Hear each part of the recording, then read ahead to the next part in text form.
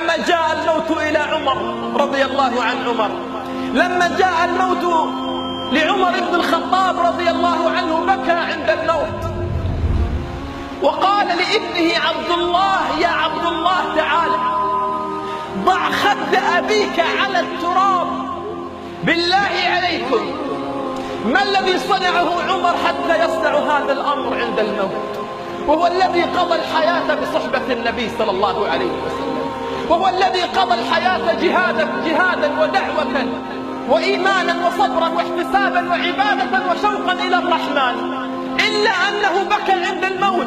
بل والأعظم أنه يطلب من ابنه عبد الله أن يضع خده على التراب، يقول لابنه عبد الله: يا عبد الله ضع خد أبيك على التراب لعل الله أن يرحم أبيك، لعل الله أن يرحم أبيك. ثم يقول بعدها: ليتني خرجت منها كفافا لا لي ولا علي. وماذا على عمر؟ ليتني خرجت منها كفافا لا لي ولا علي. والله لو شعرنا بالذل الذي شعره عمر بين يدي الله والله لانتهت كل مصائبنا. ما الذي يدفع الجار أن يتعدى على جاره؟ ما الذي يدفع الإنسان أن يتأخر عن الصلوات؟ ما الذي يدفع الإنسان أن يتجرأ على محارم الله وعلى حدود الله؟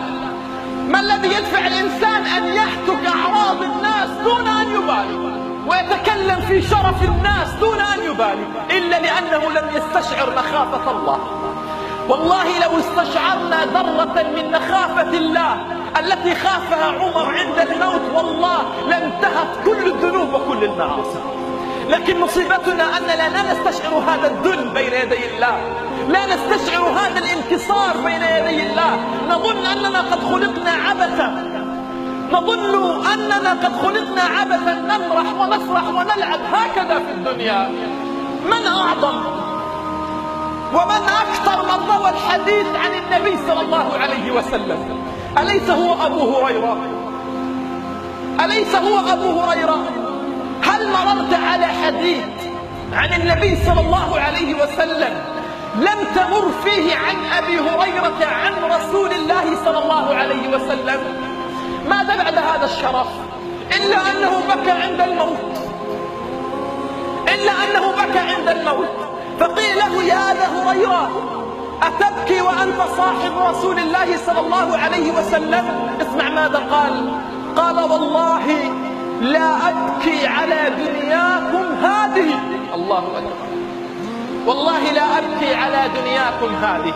اسمع على ماذا يبكي أبو هريرة رضي الله عنه. قال: إنما أبكي على قلة الزاد،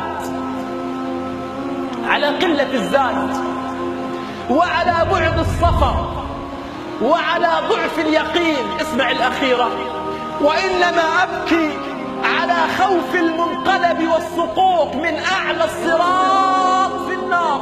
الله أكبر. أبو هريرة لا يخاف على نفسه بعد هذا العمر في طاعة الله إلا أن يقع من أعلى الصراط في النار. فماذا عسانا نحن أن نقول؟ فماذا عسانا نحن أن نقول؟ ماذا عسانا نحن أن نقول والواحد منا يذنب ويعصي؟